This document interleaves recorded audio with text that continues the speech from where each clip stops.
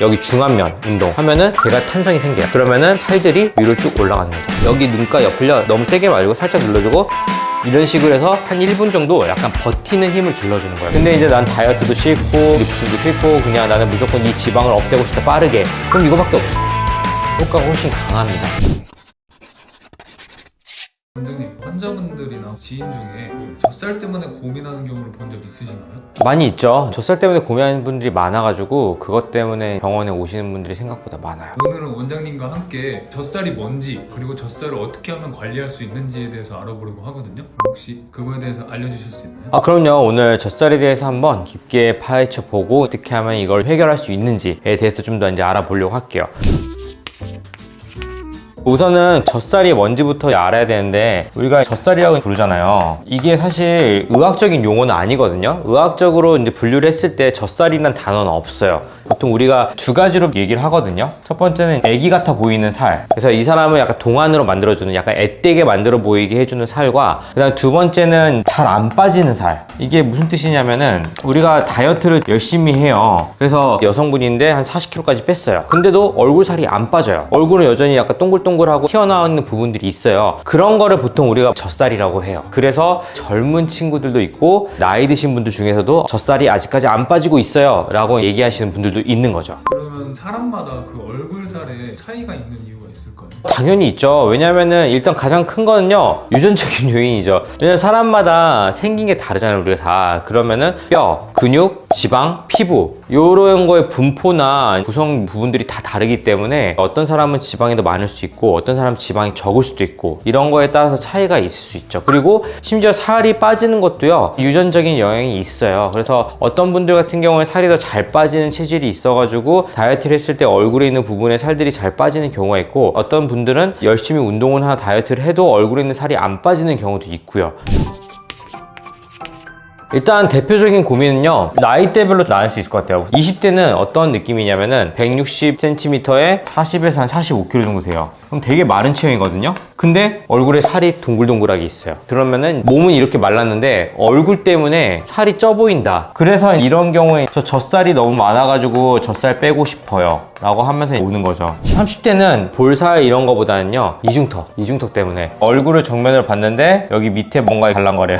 옆에서 봤을 때도 턱이 이렇게 떨어지면 예쁜데 이렇게 볼록 나온 살들이 있는 거죠. 이런 것들 때문에 30대들은 많이 고민을 해요. 그래서 얼굴은 별로 살이 없는데 여기가 이중턱이 볼록 자꾸 튀어나와요 살이. 그래서 요거 좀 젖살인 것 같아가지고 빼고 싶어요 라고 이제 하시는 분들이 있어요. 그리고 40, 50대는 다 있어요. 얼굴에서 코가 있고 입술이 있겠죠. 그러면은 보통 심술보라고 해서 여기가 볼록 튀어나와서 고민이신 분들이 많아요. 여기 살이 잡혀가지고 이게 살이 안 빠져요. 여기 살이 계속 찌고 있어요. 이렇게 이제 고민이신 분들이 많이 있죠. 그래서 나이대별로 고민하는 부위가 좀 달라요. 그러면 많은 분들이 젖살이라고 부르는 그거를 관리할 수 있는 방법 같은 게 있을까요?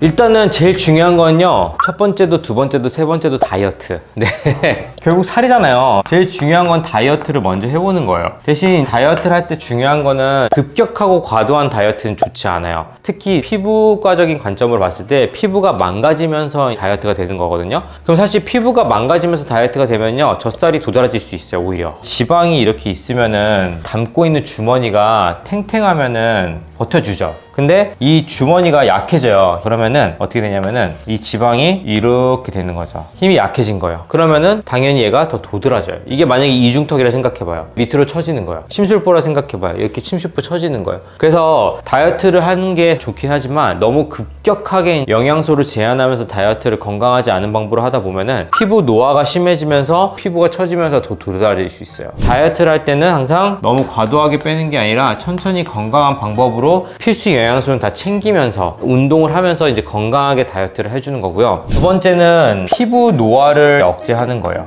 우리 피부가 노화가 되면 이게 말씀드린 것처럼 주머니가 약해져요. 주머니가 약해지기 때문에 지방이 오히려 더 돌출되기가 쉬운 거죠. 그래서 저희가 항상 얘기하잖아요. 피부 할 때 항상 하는 거 가보자. 가볍게 세안, 보습, 자외선 차단. 요거를 하면은 피부 노화를 억제할 수 있는 가장 좋은 방법이기 때문에 지방을 담고 있는 주머니가 덜 쳐져요. 그러면서 이제 젖살이 실제로 빠지는 건 아니지만 젖살이 덜 도드라져 보이게 해주는 거죠. 그러면 당연히 이제 고민이 없는 거기 때문에 젖살을 굳이 빼지 않아도 돼요. 그리고 세 번째 할 수 있는 건요, 근육 운동. 근육이 탄성이 좋아야지 근육이 짧아지고 근육을 덮고 있는 지방, 피부, 걔도 같이 짧아져요. 그래서 근육이 이렇게 늘어져 있으면은 여기 위에 있는 지방도 이렇게 늘어져 있겠죠. 근데 만약에 근육이 이렇게 탄성이 생겨요. 운동을 한 거죠, 얘가. 여기 위에 있는 지방도 이렇게 단단해지겠죠. 얇아지는 거죠. 그래서 튀어나온 게 덜 도드라져요. 그렇기 때문에 근육을 운동을 해주는 게 도움이 돼요. 근데 그거 우리가 이렇게 아령하듯이 근육 운동하는 게 아니고 얼굴 근육 운동 있잖아요, 저번처럼. 여기 중안면에 근육들이 이게 4개가 있다고 제가 말씀드렸잖아요. 운동하면은 걔가 탄성이 생겨요. 그러면은 팔자나 심부볼 잡고 있는 살들이 위로 쭉 올라가는 거죠. 그러면은 덜 도드라져요. 웃을 때 광대 올라가잖아요. 웃었을 때 보이는 부분이 제일 이 사람이 자연스럽게 어려 보이는 느낌인 거예요. 그래서 그거를 본따서 근육 운동을 해주는 건데, 여기 눈가 옆을요 살짝 눌러줘요. 너무 세게 말고 살짝 눌러주고 웃으면은 이런 식으로 해서 약간 계속 이제 한 1분 정도 약간 버티는 힘을 길러주는 거예요. 그래서 탄성이 생기기 때문에 여기가 올라가요. 그래서 요 3가지를 집에서 해주시면은 젖살을 생기는 거를 예방하면서 해결할 수 있는 방법이 될 수 있겠죠. 집에서 관리하는데도 좀 더 즉각적으로 빨리 해결해보고 싶으신 분들도 계실 것 같거든요. 당연히 그렇죠. 네, 당연히 그래요. 왜냐하면은 자연스럽게 하고 싶다. 나는 다 필요 없고 나는 그냥 빠르게 해결하고 싶어. 이런 분들이 있어요. 그렇기 때문에 그런 분들은 병원에서 시술을 받는 거죠. 병원에서 시술을 받는데 이것도 종류가 여러 가지가 있어요. 예를 들면은 초급 단계라고 보면은 첫 번째는 뭐냐면요, 다이어트 약. 다이어트를 도와주는 약이 있어요. 엄청 뜨고 있는 그 유명한 위고비. 네, 위고비가 왜 유명했냐면은 미국에서 최고의 갑부 중 하나인 앨런 머스크가 이걸 해서 다이어트에 성공을 했어요. 그리고 실제로 한국에 나온 지 한두 달 정도 됐거든요. 이게 정말 편해요. 왜냐면은 옛날에 이거 전에는 이 싹센다라고 있었어요. 근데 싹센다 같은 경우에는 사용하기 좀 불편해요. 왜냐면은 하루에 한 번씩 배에다 주사를 찔러야 돼요. 인슐린 주사기 같은 건데 이거를 매일 찌르는 게 사실 쉽지가 않아요. 생각보다 쉽지가 않고, 이게 먹는 약이면 괜찮은데 주사를 찌르는 거잖아요. 그럼 주사기 갖고 다녀야 되죠. 바늘도 갖고 다녀야 돼요. 알코올솜도 갖고 다녀야 돼요. 근데 만약에 내가 출장이나 여행 가요. 이거 들고 다니기 생각보다 쉽지가 않아요. 그래서 중간에 잘 못하게 됐는데, 위고비 같은 경우에는 일주일에 한 번만 사용하면 돼요. 엄청 편해진 거죠. 사람들이 이거 별명을 줬어요. 뭐냐면은 이거 분명히 한국에서 이름 따온 거다. 왜냐면은 위에 고비를 준다 라고 해서 위고비라 불러요. 실제로 고비를 줘요. 왜냐면은 이거 맞으면요 포만감이 빨리 와요. 음식을 먹을 때 포만감을 빨리 주고 지방을 제거해 주는데 도움을 주기 때문에, 그래서 실제로 우리가 먹는 나비 모양 알약이라고 하는 펜터민 계열보다는요 조금 더 중독성도 적기 때문에 훨씬 더 이제 안전하게 이걸 쓸 수가 있어요. 그래서 먹는 약보다는 훨씬 더 안전하게 다이어트를 할 수 있는 방법이 생긴 거죠. 혹시 처방은 아무나 받을 수 있는 건가요? 상관없어요. 이거는 이제 비급여 의약품이기 때문에 BMI 한 20신 이상이신 분들이 있거든요. 그런 분들이 처방받으시면 사실 효과가 훨씬 더 좋아요. 그리고 요거는 기본적으로 미국의 FDA 허가를 통과했기 때문에 안전성이 어느 정도 입증이 됐고, 그 다음에 3년 이상의 장기 다이어트를 목적으로 하기 때문에 건강하게 살을 빼는데 초점을 두는 거죠. 두 번째 같은 경우에는요, 윤곽주사. 이것도 재밌는 스토리가 있어요. 왜냐면은 윤곽주사 같은 경우에는 처음에 이거에 대한 이름을 개발한 사람이 지인이거든요. 제가 아는 친한 형님이 이거를 한 20년 전쯤에 윤곽주사라고 이제 명명을 하면서 이제 주사제를 판매하기 시작했어요. 근데 이게 사실은 지방의 사이즈를 약간 줄이는 거예요. 얼굴에 있는 지방 크기를 줄여서 윤곽을 잡는다라고 해서 주사가 들어가는 건데, 여기에 들어가 있는 2가지 대표적인 성분이 있어요. 뭐냐면은 스테로이드, 그리고 히알라제라고 흔히 불리는 2가지 제품들이 들어가 있어가지고, 스테로이드가 들어가 있냐 아니면은 없냐에 따라서 윤곽주사에 분류를 해요. 병원마다 레시피가 다 달라요. 근데 당연히 스테로이드가 들어가야지 효과가 훨씬 강합니다. 강한데 스테로이드 같은 경우에는 아시겠지만 부작용을 많이 유발할 수 있어요. 예를 들면 여성분들 같은 경우에는 호르몬의 불균형 때문에 생리불순, 그 다음에 피부 폐임이 생길 수 있는 이제 위험들이 있고, 그 다음에 스테로이드 너무 자주 맞게 되면은 호르몬의 교란을 일으킬 수 있어요. 그래서 저희 같은 경우에는 이제 스테로이드 아예 없는 제품을 사용을 해요. 물론 효과는 조금 더 떨어질 수 있는데 약물의 조합을 어떻게 하냐에 따라서 효과를 잘 만들어낼 수 있어요. 대신 그렇다고 해서 막 이상한 약물 섞는 건 아니고, 우리가 주사할 수 있는 약물 중에서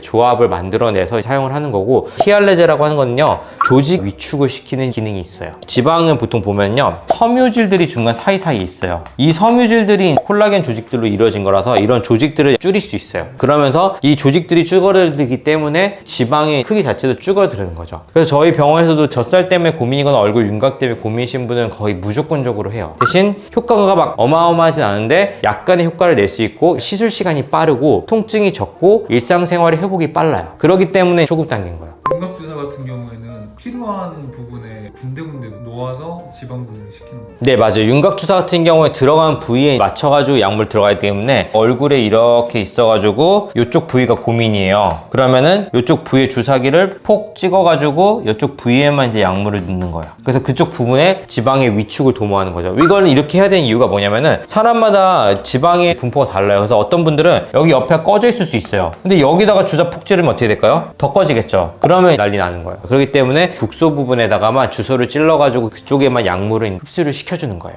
그리고 이제 중국 같은 경우에는요, 아까 말씀드렸던 윤곽 주사의 다음 단계 DC 주사라고 하거든요. 디옥시콜산이라고 해가지고 다이어트 주사제로 허가가 난 제품이에요. 요거는 어떤 역할을 하냐면은 세포 괴사를 유도를 해요. 무섭죠? 지방 세포의 괴사를 유도를 하는 거예요. 그러면서 사이즈를 줄이는 거죠. 그렇기 때문에 이 괴사를 하는 과정 중에서 이제 불편함이 생기는데 뭐냐면은 1에서 2주간 부을 수 있어요. 그리고 모든 부위에 다 적용하면 조금 위험한 게 얘가 세포 괴사를 촉진하기 때문에 신경세포가 있는 부위에 주사 잘못 맞게 되면은 신경세포도 죽을 수 있기 때문에 이런 얼굴에 대한 해부학적인 지식이 화끈하게 있어야 돼요. 그래서 어떤 부분은 무조건 안전하게 놓을 수 있다 라고 하는 부분에만 놔야 돼요. 안 그러면은 신경세포 괴사 또는 피부세포 괴사, 너무 얕게 놨을 때는 피부세포도 죽을 수 있어요. 그러면서 감염이 유발될 수 있기 때문에 딱 지방세포가 있는 부위에만 국수적으로 딱 맞아야 돼요. 그리고 요거는 아까 말씀드렸던 윤곽주사보다 좀 더 비싸요. 그래서 요거는 좀 비싸지만 효과는 윤곽주사보다 훨씬 강해요. 왜냐면 세포를 파괴하기 때문에. 대신 1, 2주간 붓고 통증이 좀 있어요. 그리고 두 번째 같은 경우에는 리프팅 기계.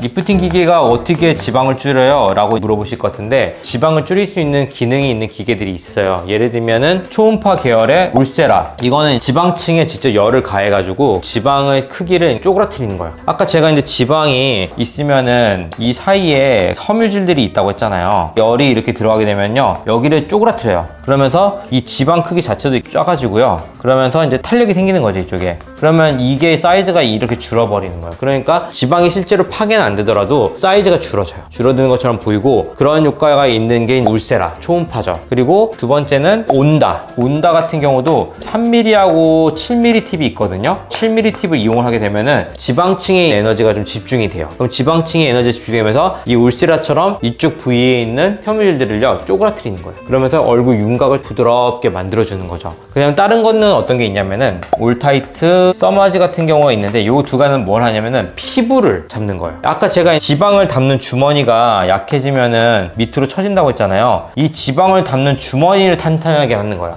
지방에는 직접적인 영향을 주지 않지만 지방을 담는 주머니를 탄탄하게 만들어 가지고 지방이 밑으로 떨어지지 않게끔 하는 거예요. 그러면 이게 탄력이 자기 잡히기 때문에 얼굴에 윤곽이 부드러워지면서 젖살이 좀 빠져 보이는 느낌이 드는 거죠. 그래서 요거는 중급 단계인데 사실 중급 단계보다는 조금 더 중초급 단계일 것 같아요. 왜냐하면은 다운타임이 거의 없으니까. 가격대는 조금 비싸지만 다운타임은 사실 아예 없다고 보시는 게 좋고요. 대신 이제 기계에 따라서 울세라 같은 경우는 통증이 좀 있을 수 있고, 온다나 올타이트 같은 경우는 통증이 거의 없기 때문에 그거에 맞춰가지고 본인의 지방량이나 아니면 통증의 유무 이런 거에 따라서 골라서 진행을 하시면 좋을 것 같아요. 마지막 세 번째, 고급. 첫 번째는 실리프팅. 이거는 사실 지방에 직접적인 영향을 주는 것보다는 얼굴의 윤곽을 잡는 거죠. 그래서 예를 들면은 얼굴이 이렇게 있잖아요. 그러면은 여기 심부볼이 이렇게 쳐져 있잖아요. 이렇게 마리오넷도 있고 이렇게 볼살이 이렇게 쳐져 있으면은 이걸 어떻게 실리프팅으로 해결을 하느냐, 실을 넣어가지고요 위로 끌어올리는 거예요. 그래서 사실 우리가 이쪽 부분은 대부분 꺼져 있거든요. 그럼 여기는 지방을 위로 끌어올려가지고 이쪽이 채워주는 거예요. 이동. 그러니까 우리가 흔히 말하는 볼륨 리포지셔닝이라고 해요. 내가 갖고 있는 것을 갖고 필요 없는 곳에 있는 것을 빼서 필요 있는 곳에 넣는 거예요. 조직을 이동시키는 거죠. 그러면서 얼굴을 좀 더 자연스럽고 매끈하게 만드는 거예요. 그거를 이제 실리프팅으로 할 수가 있고요. 그 다음에 실의 재료 중에 이제 하나인, 대표적으로 우리가 많이 쓰는 실의 재료가 PDO라는 실이거든요. 폴리디옥신이라는 PDO 실인데, 이 실이 어떤 역할을 하냐면요, 지방을 위축시키는 역할을 해요. 그러니까 실을 넣고 나서 한 3, 4개월 정도 지나면은 지방을 한 20% 정도 감축시킬 수 있기 때문에 실리프팅이 실제로 이제 지방 위축에 도움이 돼요. 그래서 지방이 많은 부위에 이제 직접적으로 넣게 되면은 지방의 이동을 도우면서 지방을 감소시키는 효과를 낼 수 있다. 근데 얘는 당연히 아파요. 통증이 당연히 세겠죠? 실리프팅이니까. 저는 가능한 실리프팅은 이제 수면으로 권장을 드려요. 왜냐면 자주 하는 게 아니고 해봐야 뭐 1년에 한 번 하는 거거든요. 그냥 편하게 자고 받으라고 해요, 저는. 실리프팅 저 같은 경우에는 뭐 10분에서 15분밖에 안 걸리기 때문에 수면 내시경보다 금방 끝나거든요. 차라리 그럴 거면은 편하게 받아야지 좋아요. 왜냐면은 경험이 좋아야지 효과가 좋은 게 인정이 돼요. 효과가 아무리 좋아도 내가 받았던 경험이 나쁘면은 다시 안 하고 싶어요. 무섭거든요. 근데 내가 어떻게 하는지 잘 몰랐는데 효과가 좋아요. 그러면 경험이 사실 좋은 거거든요. 그럼 다시 하게 돼요. 그렇기 때문에 저는 차라리 1년에 한 번 실리프팅 한다면 그냥 수면으로 하라고 말씀드립니다. 그래야지 저도 최선을 다해서 해줄 수 있거든요. 왜냐면 환자가 아파하면은 끝까지 못해요. 최대치까지 효과를 못 끌어내고 환자가 아파하지 않을 때 제 최대치를 끌어낼 수 있기 때문에 저는 실리프팅 같은 경우에는 안전하게 수면으로 받으라고 말씀을 드려요. 어차피 금방 끝나니까. 보통 한 6개월에서 1년 정도 보시면 돼요. 6개월에서 1년 정도 가기 때문에 근데 중간에 이제 리프팅 레이저나 이런 걸 섞어주면 좀 더 이제 지속이 오래되고 실리프팅 단독으로만 봤을 때는 한 6개월에서 1년 정도라 보시면 좋을 것 같아요. 그 다음 마지막 이제 고급의 사실 거의 최고급이죠. 최고급인데 이거는 뭐냐 지방 흡입. 너무 당연한 건데 우리가 지방이 많으면은 빼는 게 답이에요. 근데 이제 난 다이어트도 싫고 주사도 싫고 리프팅도 싫고 그냥 나는 무조건 이 지방을 없애고 싶다 빠르게 단기간 안에. 그럼 이거밖에 없죠. 지방 흡입. 가장 근본적인 치료죠. 얼굴에 젖살이 우리가 빼고 싶은 부분이 이렇게 있어요. 그럼 그거를 빼내요. 끝나는 거예요. 근데 왜 적극 추천드리지 않냐면은 살이 꼭 나쁜 게 아니에요. 살이 있어야지 피부도 재생을 시켜줄 수 있는 역할을 하고 나중에 그 볼륨이 나이가 들면서 어떻게 빠질지 몰라요. 예를 들면은 그 볼륨이 있어야지 나중에 봤을 때 얼굴이 자연스럽게 보이는데 젊었을 때 튀어나와 보인다고 그걸 빼버리게 되면은 나이가 들었을 때 너무 없어 보일 수 있어요. 그러면 나중에 채워주고 싶은데 그렇다고 내가 이제 지방을 채울 수는 없기 때문에 뭐 필러 같은 걸 넣거나 아니면 다른 거를 넣을 수밖에 없는 상황이 되는 거죠. 그리고 지방 흡입을 하게 되면은 요즘에는 기술이 워낙 좋아가지고 흉터는 거의 안 남을 거예요. 근데 흉터가 남을 수 있는 위험도 있다. 그리고 지방 흡입을 하게 되면 회복 기간이 필요하기 때문에 그런 부분도 있고 지방 흡입을 잘 하시는 분들이 당연히 많이 있겠지만 못하시는 분한테 가가지고 지방 흡입을 받았어요. 그러면 피부 쪽에 너무 많이 긁어서 피부 위축이 올 수가 있어요. 피부가 약간 쭈글쭈글해지는 거죠. 지방이 골고루 안 빠져가지고 울퉁불퉁하게 될 수가 있어요. 그런 부작용들이 영구적으로 생길 수 있기 때문에 고민을 많이 하셔야 돼요. 대신 효과는 제일 빠르고 즉각적이고 바로 나타나고 영구적이다. 왜냐면 얘는 세포를 아예 빼버린 거기 때문에 가장 확실한 방법이긴 해요. 근데 이제 내가 어떤 효과를 원하는지 그리고 어떤 통증을 견뎌낼 수 있는지 그리고 나는 자연스러운 걸 원하는지 아니면 과한 걸 원하는지에 따라서 나눠볼 수 있는 거죠.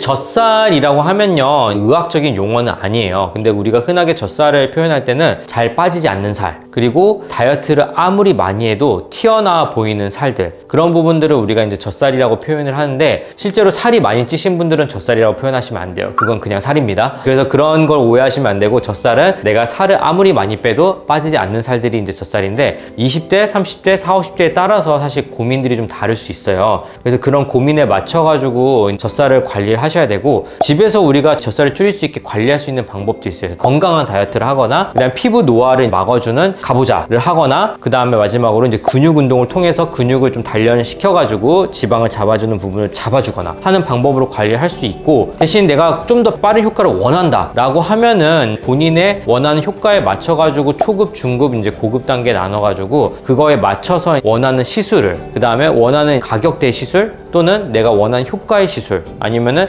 통증이나 회복 기간에 맞춰서 시술을 골라서 진행을 해보시고 하면은 훨씬 더 이제 나은 효과를 얻으실 수 있을 것 같습니다. 그래서 오늘 영상이 도움이 되셨다면요 구독과 좋아요, 알림 설정 꼭 부탁드리고 혹시나 젖살에 대해서 궁금하신 분들이 있으면은 꼭 영상 추천 부탁드리겠습니다. 감사합니다.